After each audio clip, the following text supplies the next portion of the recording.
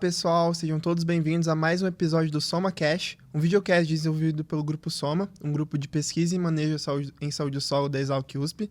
Eu sou o João Vitor Santos Paixão, estudante de Engenharia Agronômica.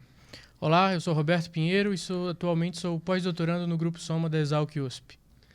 Primeiramente, gostaria de agradecer ao PSEG pela ajuda e parceria nesse projeto tão grandioso.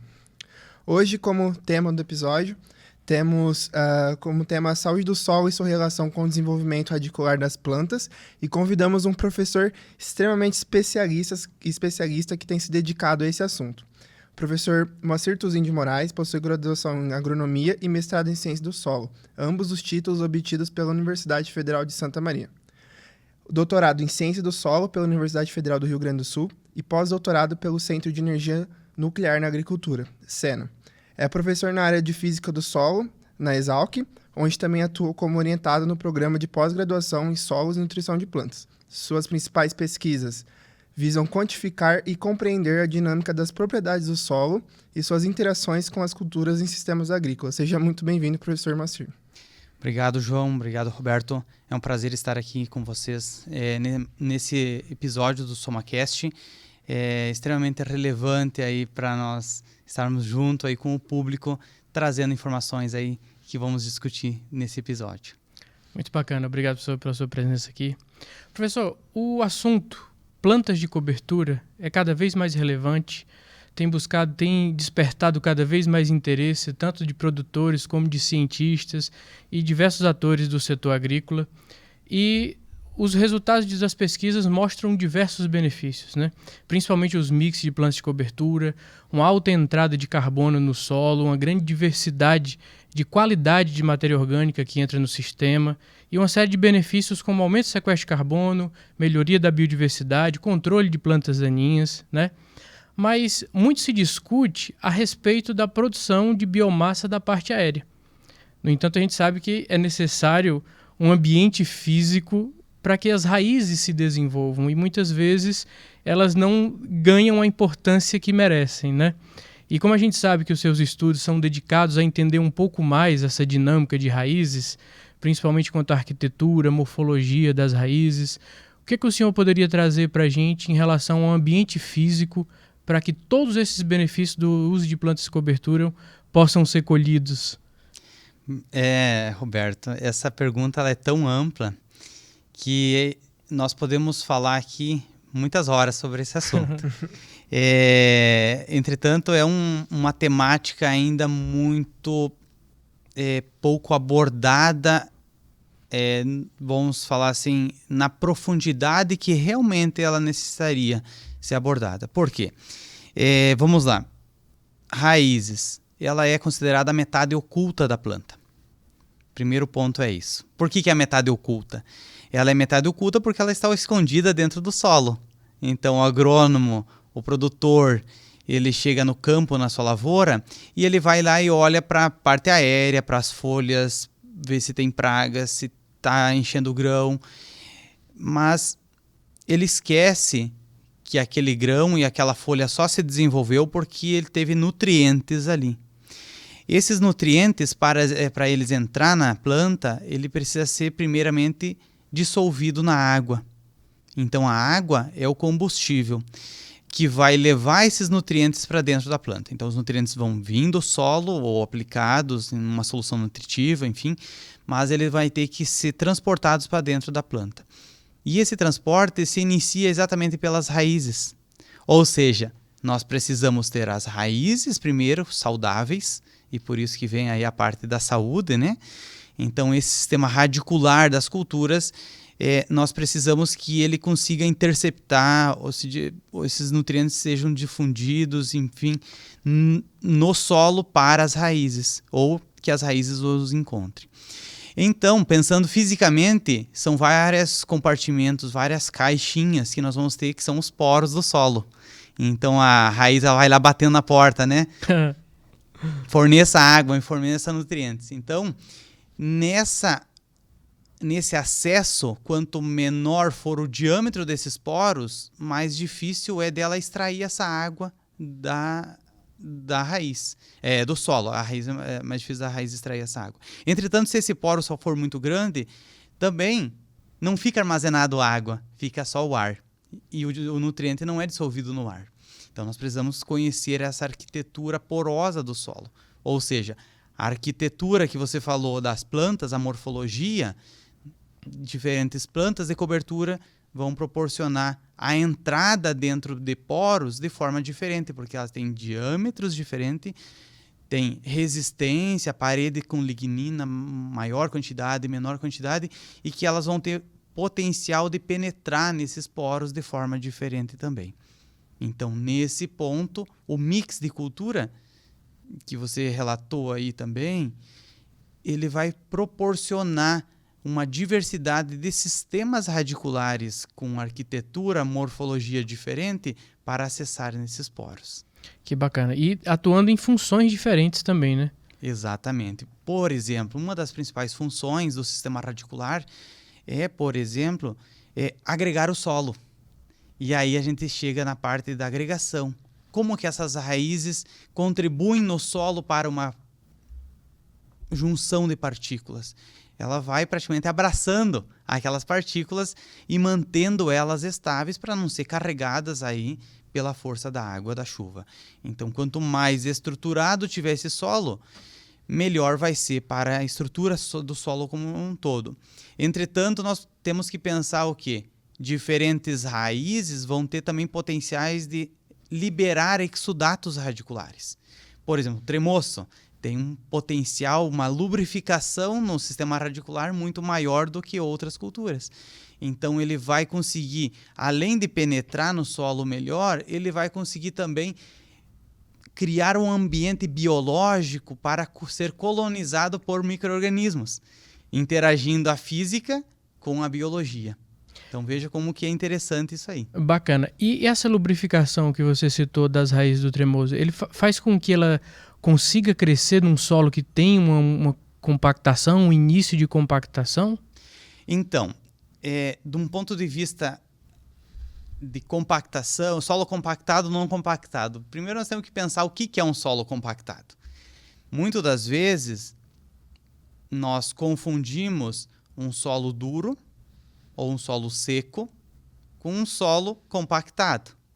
Então, o primeiro ponto seria o quê? Nós entendermos o que realmente afeta o crescimento da raiz. Será que é só a compactação? Ou será que são fatores que inibem o crescimento ou reduzem esse crescimento? Na física do solo, nós podemos dizer que nós temos 4 fatores principais que afetam o crescimento radicular das plantas. E aquela pessoa que está escutando nós, depois ela pode pensar assim, eu posso resumir física do solo em 4 propriedades. Sim, em 4. Que estão relacionados com a água, com a temperatura, com a aeração e com o impedimento mecânico. Sabendo essas 4 propriedades, que elas são dinâmicas no tempo, nós vamos saber como que o ambiente vai estar para a planta se desenvolver. E nesse ponto é extremamente importante que daí sim o resultado daquela compactação do solo pode ser pronunciada ou reduzida. Porque, por exemplo, eu posso ter um solo com alta densidade que não vai restringir o crescimento de uma raiz. Professor, e todos assim, que você tem contato no meio da agronomia, a primeira coisa que quando fala física do solo já pensa em areia, argila, silt. É importante pensar que esses fenômenos também acontecem em solos que são mais arenosos, correto? Muitas vezes você vai conversar com o produtor e falar, minha terra é boa porque minha terra tem bastante argila, tem 40%, 50% de argila. Só que esses mesmos fenômenos, tudo bem que às vezes em quantidades menores ainda acontecem em um solo mais arenoso. Exatamente, João. Então o que acontece? Independente do tipo do solo, o que vai afetar as plantas diretamente são esses 4 fatores: água, aeração, temperatura e impedimento mecânico. Entretanto, não é o valor pontual deles. não é aquela condição, porque a planta ela se desenvolve ao longo do ciclo de desenvolvimento dela, do ciclo de cultivo. Ou seja, é as condições, é o somatório das condições físicas de todas as camadas ao longo do ciclo de desenvolvimento que vai nos dar a produtividade. Por isso que nós podemos ter, por exemplo, aqui uma densidade alta, que eu estava falando anteriormente também, em um ano dar perdas de produção e aquela mesma densidade em outro ano não dar perda de produção. Obviamente, a textura é extremamente importante, porque esses fatores eles vão flutuar por uma amplitude de estresse hídrico ou excesso hídrico ou uma capacidade de campo, por exemplo, com muito mais velocidade ou menor velocidade, dependendo da textura do solo. Se for um solo muito arenoso, nós vamos ter pouco armazenamento de água e mais dias com estresse hídrico. Entretanto, provavelmente o estresse gasoso vai ser menos importante, o estresse mecânico também vai ser menos importante. Se nós tivermos uma situação argilosa, o solo retém mais água, nós vamos ter estresse hídrico provavelmente menos, só que o impedimento mecânico em densidades maiores vai ser mais pronunciado. De hoje para daqui 3 ou 4 dias, se ficar sem chover, esses valores de resistência, por exemplo, eles podem multiplicar por 10. Nossa. O valor de hoje. E existem manejos que favorecem, que conseguem, de certa forma, driblar essa quantidade de água que é absorvida no solo, que é retida no solo arenoso? Então, aí chega um ponto bem interessante, porque muitas das vezes as pessoas pensam assim, beleza, então vamos aumentar a água disponível do solo. Eu diria que independente de solo argiloso para solo arenoso, independente muito da sua estrutura, o maior ganho que nós vamos ter com água disponível, ele está exatamente no aumento da profundidade do sistema radicular a campo. E não na água disponível da diferença entre capacidade de campo e ponto de murcho permanente. Por quê? Para a maior parte dos solos, nós vamos ter 1 milímetro para cada centímetro de solo, de água disponível. Ou seja, para cada centímetro que você tiver, você vai ter 1 milímetro de água. Tá? Porque ali vai dar 0,20 para 0,30, o ponto de murcho menos a capacidade de campo, a diferença é a profundidade, em 1 centímetro vai dar 1 milímetro. 1 litro de água para cada metro quadrado. Beleza. Agora pensam comigo, para eu passar essa água disponível, aumentar esse 1 milímetro, eu posso conseguir aumentar talvez, vamos dizer assim, a capacidade de campo, ao invés de ser 30, ser 35, eu vou aumentar para 1,5 milímetro para cada centímetro, no máximo, não consigo passar mais do que isso. Agora pensa comigo, se eu aprofundar 1 centímetro de raiz, eu vou passar para 2 milímetros. Cada centímetro que eu vou aumentando, para passar para 100 centímetros de aprofundamento, eu vou ter 100 milímetros de água. Agora, se as raízes das plantas estiverem a 2 metros de profundidade, eu vou ter 200 milímetros de água disponível para ela. Esse impacto do aprofundamento radicular ele vai ser muito mais significativo para a tolerância de dias sem chuva do que propriamente melhorar a estrutura para armazenar mais água. Então, a melhoria da estrutura tem que ser para proporcionar a raiz aprofundar no perfil do solo. Perfeito. E aí toda a estratégia de manejo ser direcionada para isso, né? Exatamente. E acaba até sendo menos complicado do que tentar aumentar a capacidade de armazenamento de água de um solo arenoso, né? Exatamente. Aquele ganho que você tem com a melhoria da estrutura do solo, ele sempre tem que ser pensando na raiz. Ou seja, eu sempre gosto de explicar para os meus alunos, e também eu trago para o produtor, enfim, para quem não é especialista na física do solo, alguns exemplos de como aplicar essas condições. Ou seja, para nós sairmos dessa sala que nós estamos, ou da sua casa, enfim, do local que você está, é mais fácil você sair desse ambiente abrindo a porta e passando pelo corredor, descendo pelo elevador, enfim, ou pela escada, e sair para fora do prédio. Agora, vocês imaginam, se você tiver que cada vez que você for sair no ambiente, arrebentar as paredes para você sair, você vai criar um poro, vai criar um buraco. Mas você gastou muita energia. Então você tem que romper uma estrutura. Esse gasto de energia para você abrir a porta ou passar pelo corredor, ele é muito pequeno. Então a planta, para ela não ter restrição física, para ela crescendo por dentro de um bioporo contínuo no perfil do solo, é muito mais ágil, é com menos gasto de energia que ela consegue se aprofundar no perfil do solo. Só que se cada vez ela tiver que atravessar as paredes, a resistência que ela vai sentir para romper esse material é muito grande. E toda essa energia para crescer raiz poderia ser destinada a encher um grão, por exemplo, né? A crescer parte aérea, aumentar a captação de CO2 da planta, né? Uma série de outras funções da planta que poderiam ser otimizadas, né? Isso mesmo. E aí o que nós temos? Nós temos uma planta que ela fica... Quanto mais energia ela gastar para crescer no solo, menor é o potencial dela aumentar a área foliar, porque ela está gastando energia ali no sistema radicular.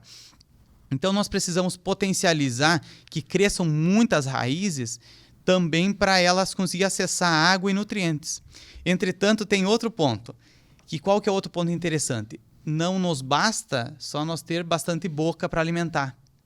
Por quê? Muitas raízes no solo também pode ser um ponto negativo, se o solo não fornecer água e nutrientes.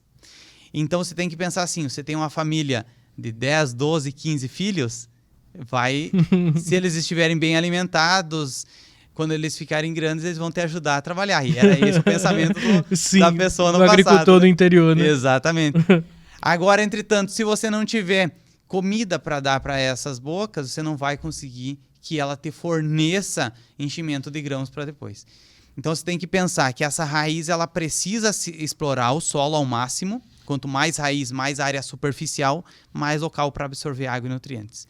Mas também você vai ter que ter compartimentos no solo, que são os poros, para você fornecer água e outros poros para fornecer ar, para ela se desenvolver, que essa é a energia dela. O órgão raiz, ele necessita respirar.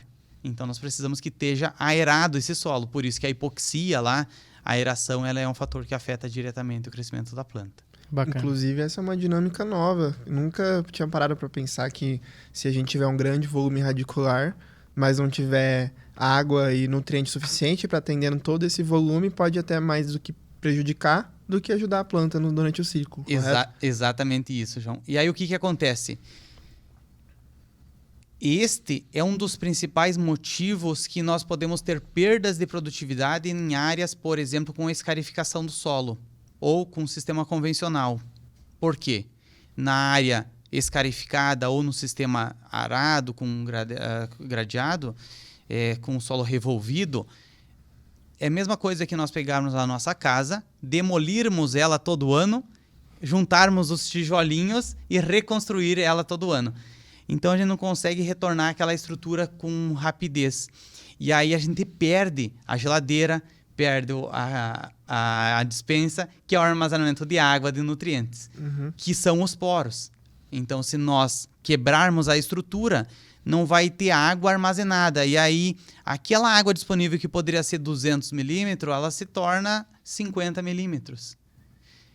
Ao invés de eu sobreviver por vários dias, questão de 10 dias ou 5 dias já é suficiente para a planta entrar numa condição de alto estresse. Ou seja, 3, 4, 5 dias sem precipitação, nós vamos estar com déficit na folha, ela vai fechar o estômago, vai reduzir a eficiência de absorção, aí, de realização de fotossíntese e vai decair o enchimento de grãos também, porque ela não vai ter energia para jogar água para dentro do grão, porque você não forneceu pelos poros. Sim, e professor, tem outro lado da moeda também, né? A gente comentou de um local onde houve escarificação, houve um revolvimento do solo, e, por exemplo, locais onde há um SPD de longa duração, grandes anos, grandes períodos que tem um SPD, porém, se a gente for lá com um penetrômetro, vai estar encontrando um solo mais compactado. Como que funciona esse outro lado da moeda?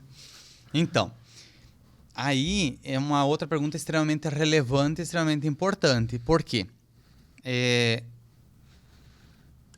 Quando nós medimos a resistência do solo à penetração com uma haste de um penetrômetro, nós estamos medindo uma resistência vertical.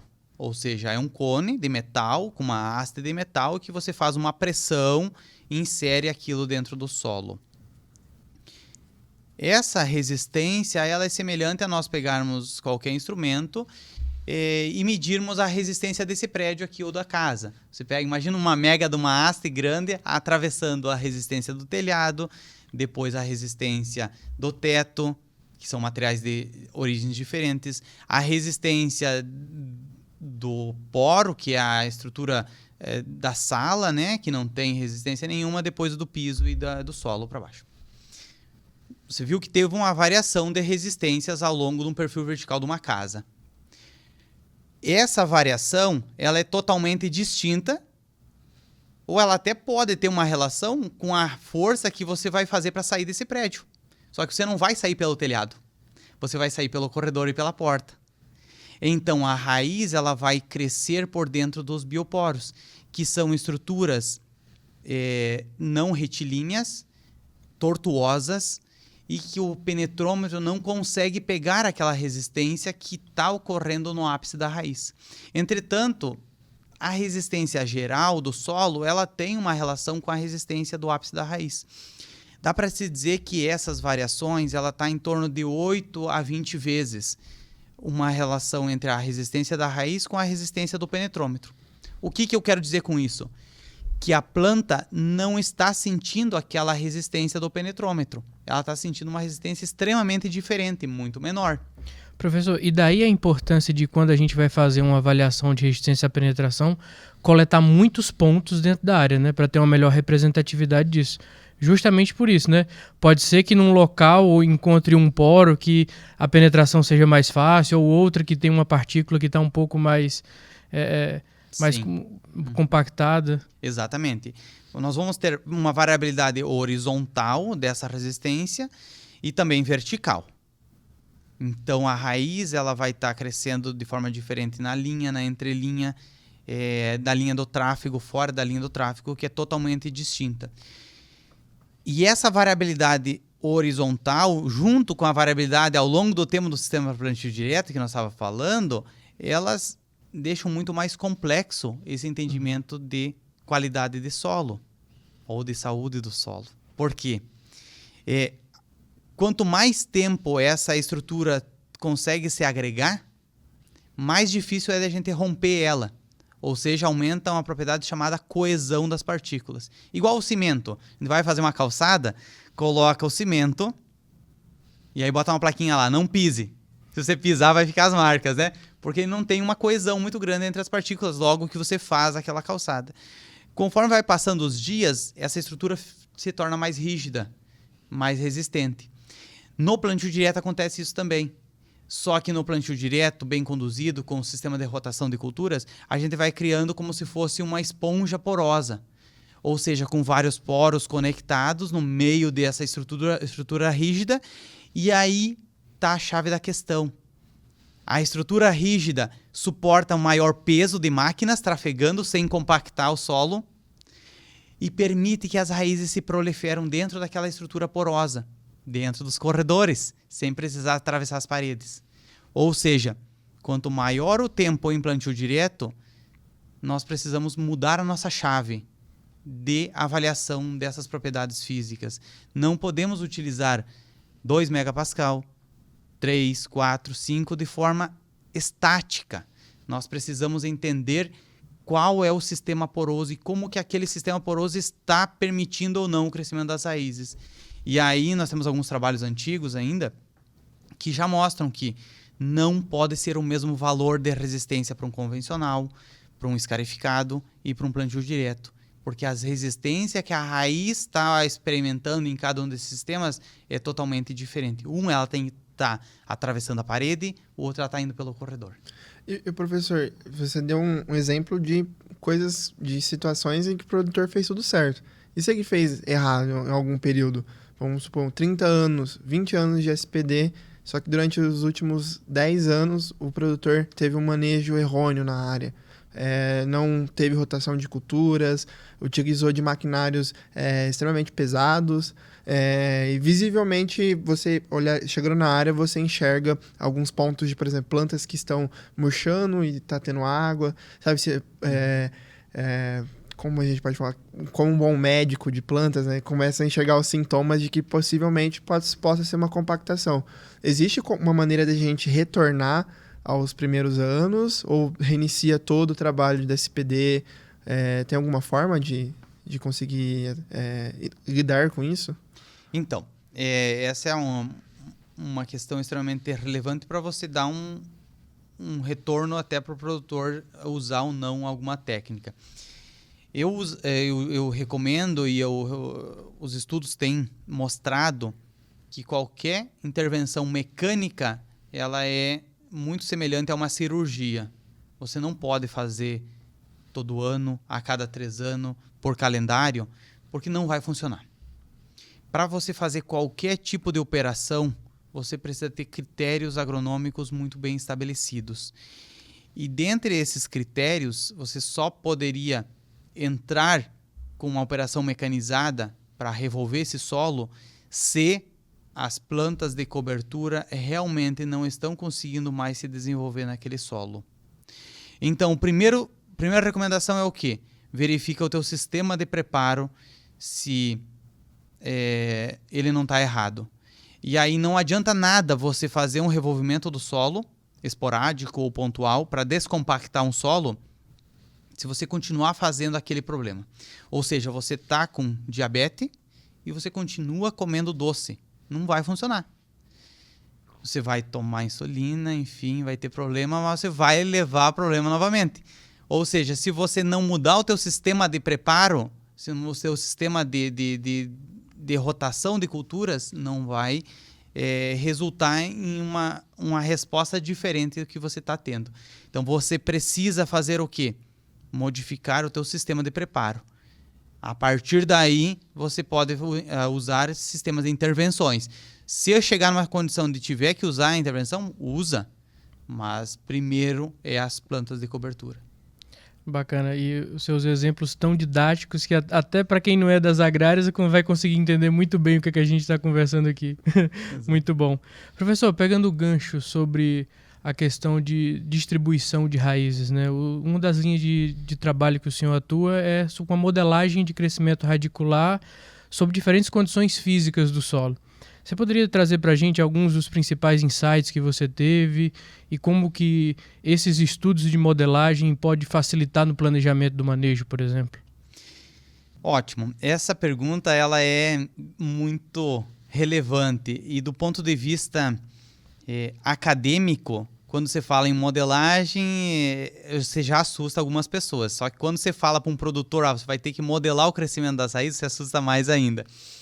Então, nós temos que pensar que o crescimento das raízes ela é um processo biofísico mesmo, um processo de interação entre a raiz com o solo. E esse processo contínuo que ocorre a cada dia, ele vai estar interagindo pela presença de água, de resistência, de aeração e de impedimento mecânico que essa planta vai experimentar ao longo do ciclo.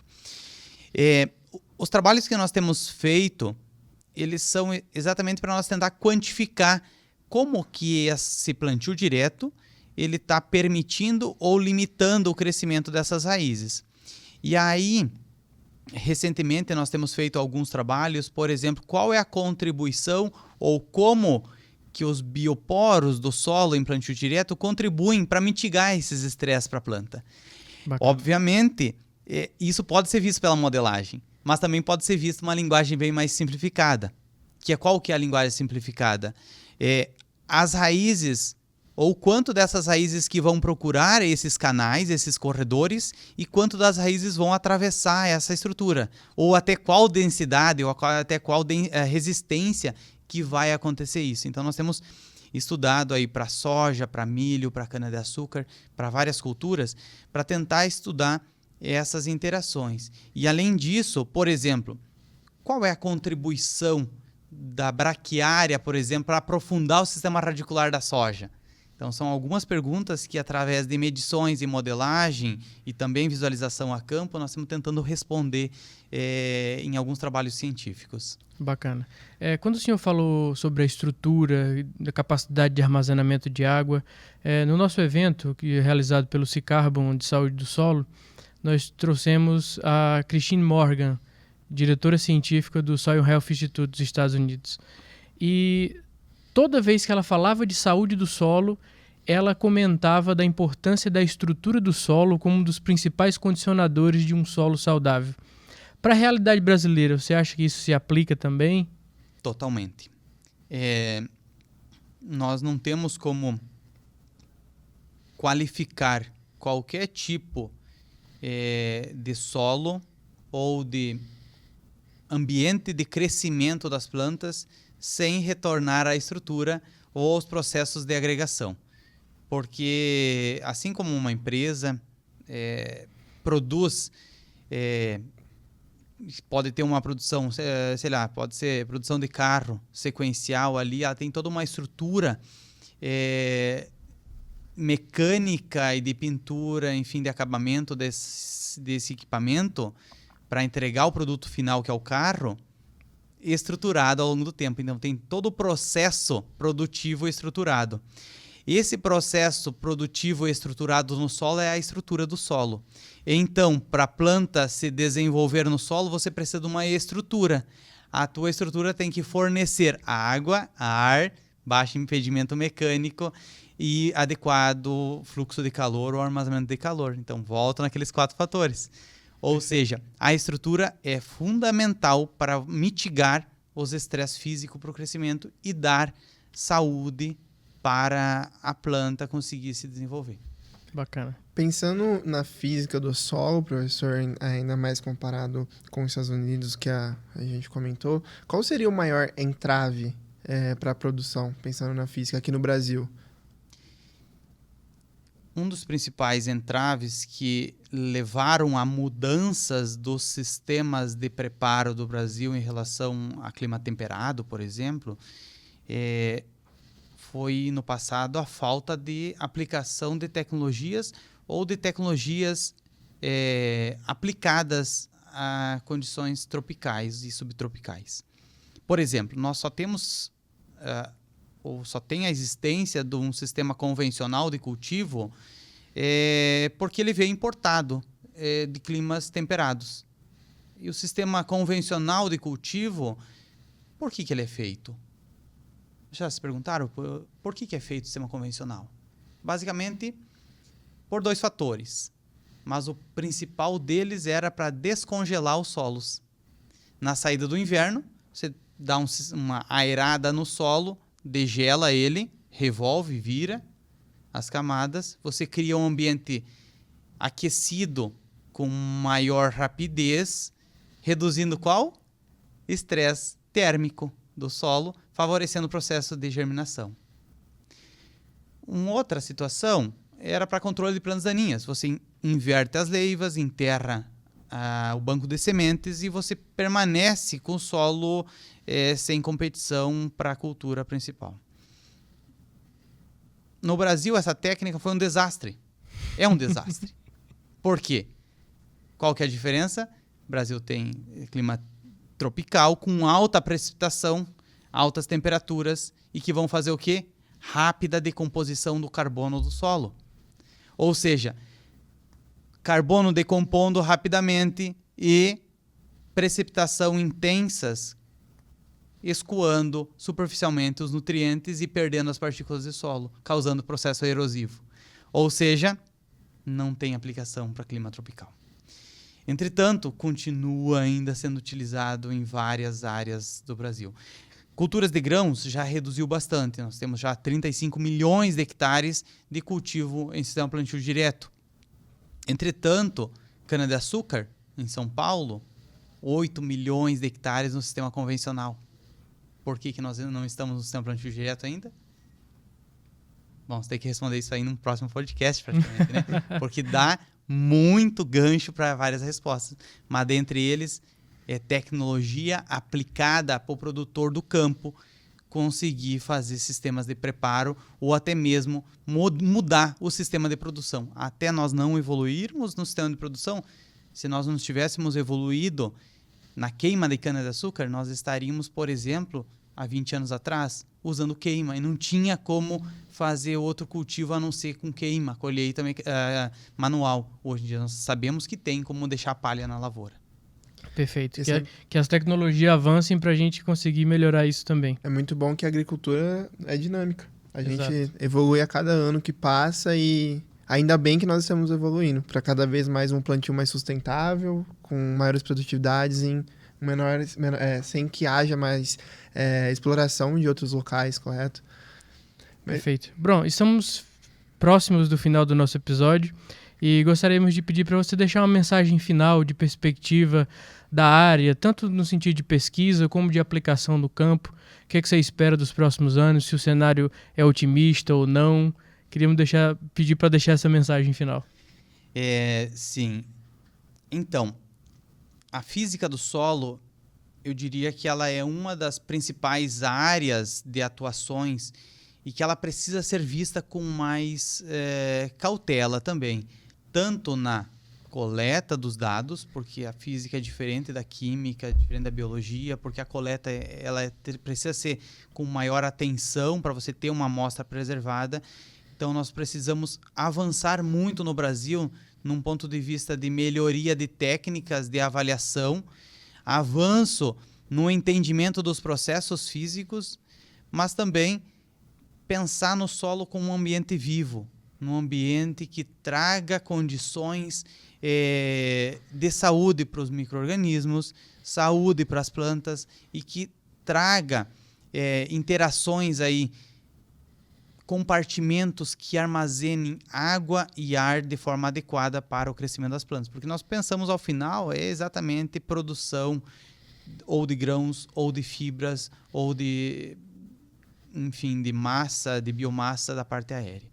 Então, nós precisamos pensar no solo como sendo um organismo vivo, pensar nele como sendo algo que melhore o ambiente que é a nossa empresa. Ou seja, nós precisamos estar com todas as estruturas formadas para que as engrenagens funcionem sem precisar reconstruí-la todo ano. E a gente só vai conseguir fazer isso com a agricultura que seja mais conservacionista possível. E o melhor delas é o sistema plantio direto bem estabelecido, com intensidade de rotação de culturas, mínimo revolvimento e cobertura permanente dos solos, que aí nós vamos trazer ambiente físico, químico e biológico adequado para as plantas. Muito bacana. Muito interessante, professor, mas hoje, infelizmente, a nossa conversa foi muito rápida, nem vimos o tempo passar. A gente gostaria de estar agradecendo aqui por você ter aceitado o convite. Sei que sua agenda é muito difícil para a gente conseguir interagir dessa forma, né, retirar uma hora da sua agenda. A gente gostaria de agradecer muito ao PSEG por toda a ajuda e deixar agora um espaço para você, professor, para você, caso queira deixar alguma mensagem final para o nosso telespectador. Obrigado. Eu agradeço a paciência de vocês estarem escutando nós aqui. Espero que essas informações apresentadas nesse podcast sejam suficientes para despertar a curiosidade, porque ela não é suficiente para sanar todas as dúvidas, mas ela é suficiente para despertar a importância da área, para ter um maior carinho aí de ver essas propriedades. E nós estamos disponíveis na Exalc, para qualquer dúvida, podem entrar em contato por e-mail, enfim, e sempre vão estar de portas abertas aí para receber o público também. E você, nosso querido ouvinte, se você gostou desse episódio, nós temos diversos episódios já lançados. Agora nós estamos na 2ª temporada. Ficamos muito felizes com todo o nosso público que a gente vem alcançando. Não deixe de nos seguir no YouTube, onde nós postamos episódios. Se inscrevam. O Spotify e o Instagram. Por hoje é só. Chegamos ao fim. Muito obrigado a todos vocês que nos escutaram até agora. Roberto. Muito obrigado, professor Marci. Obrigado, PSEG. Obrigado a todos. Obrigado. Valeu. Tchau, tchau.